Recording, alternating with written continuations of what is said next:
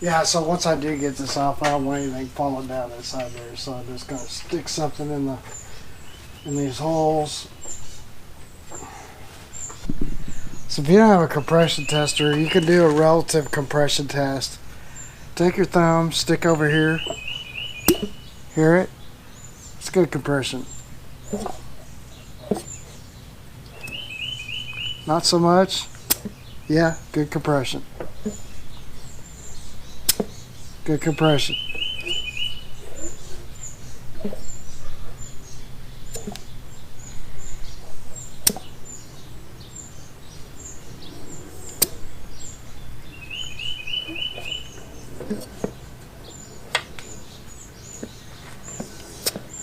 Yeah, it's got good compression everywhere.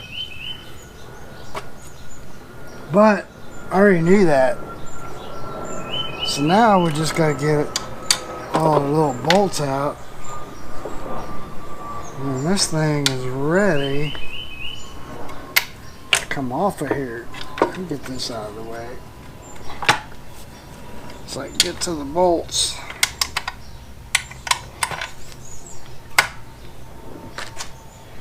They're all down here. Half inch, maybe.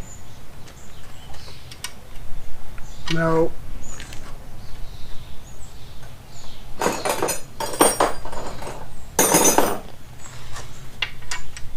Yeah, 9/16.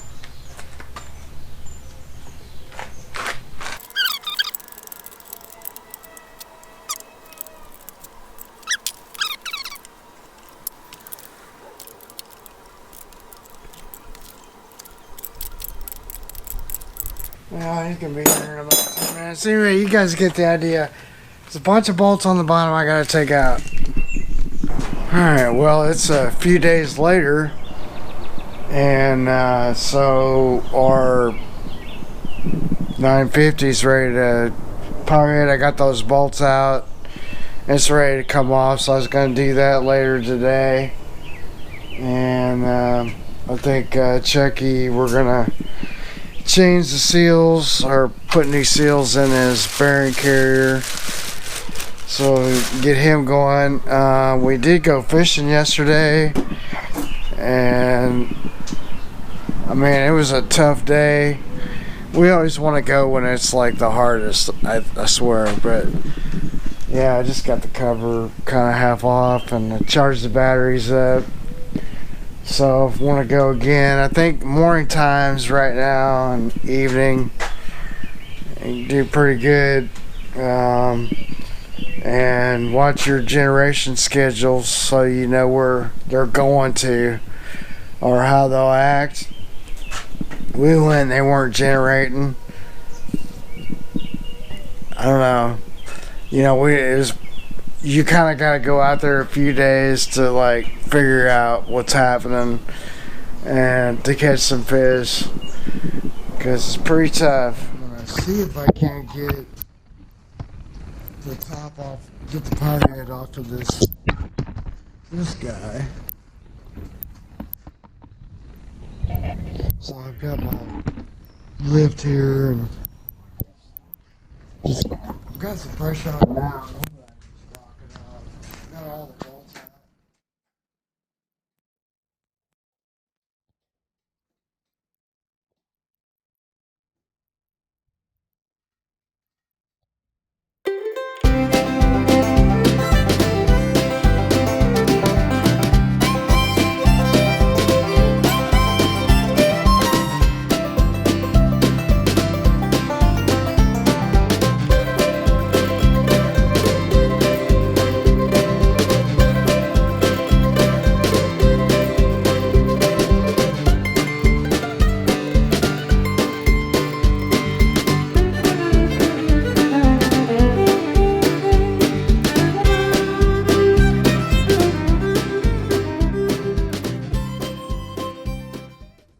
Alright, so I'm going to narrate this because the trash guy came through and the audio is terrible. So I'm just taking my little lifting eye off, and then it's also a flywheel puller.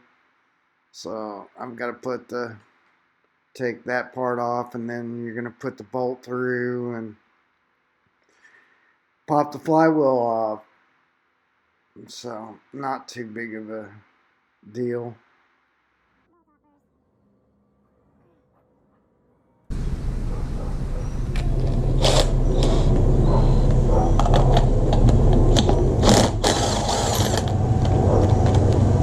Here's the nut, and usually you gotta have a.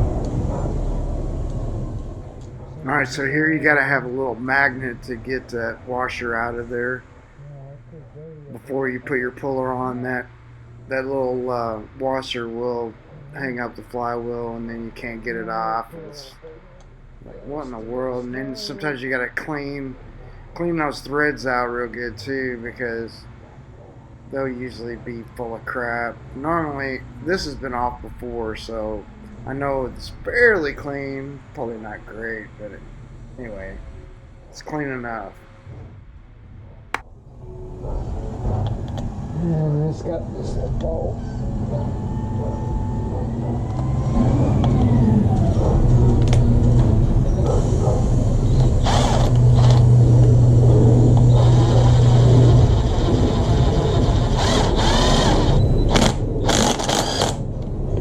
And that's it. And you got this belt you gotta contend with, so just be careful with it. Take that off.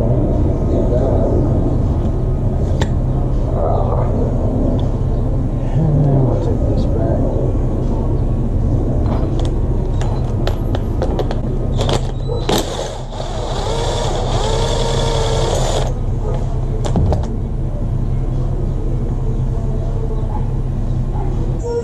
Alright, so there's a couple little keeper here deals.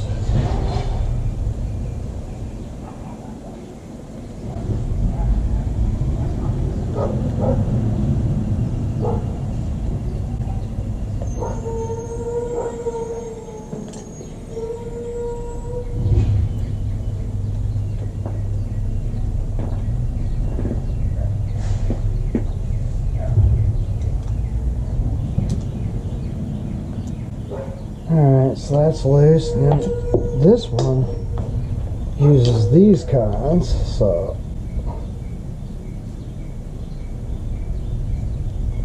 yeah, that's not too bad.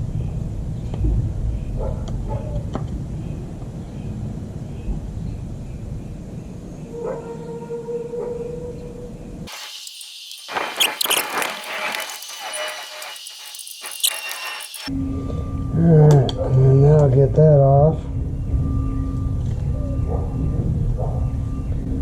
There's our hole.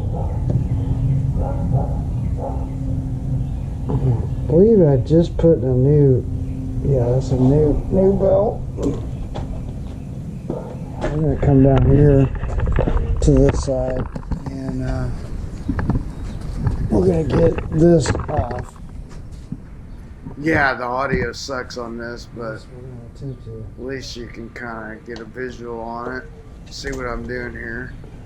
And these should all just be like 1/2-inch bolts.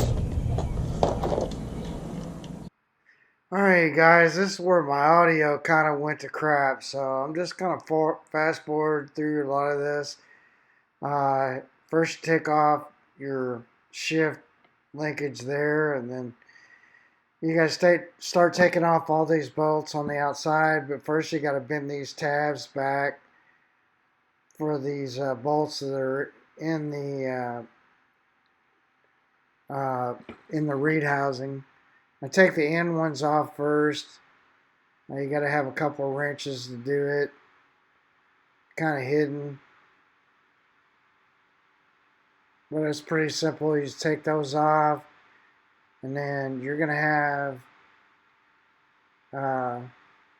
I just kind of use my impact to speed some of this up, but mostly you don't impact them off. You don't want to, but you got to get those little oiler lines that I'm taking off right there.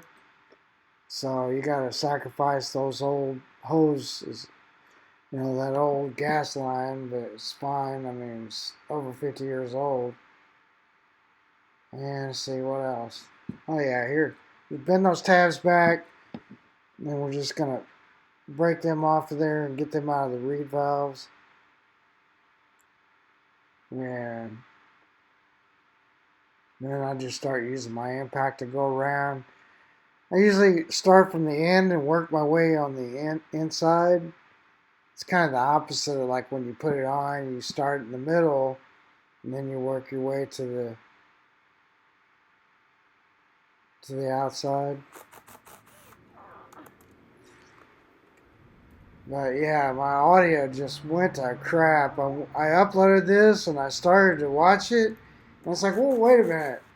I thought I edited this, but obviously I hadn't.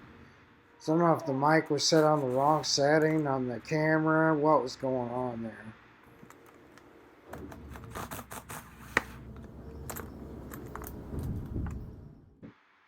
Yes, anyway, just doing all this to get the intake off so I can figure out, is this got a bearing failure or what's going on?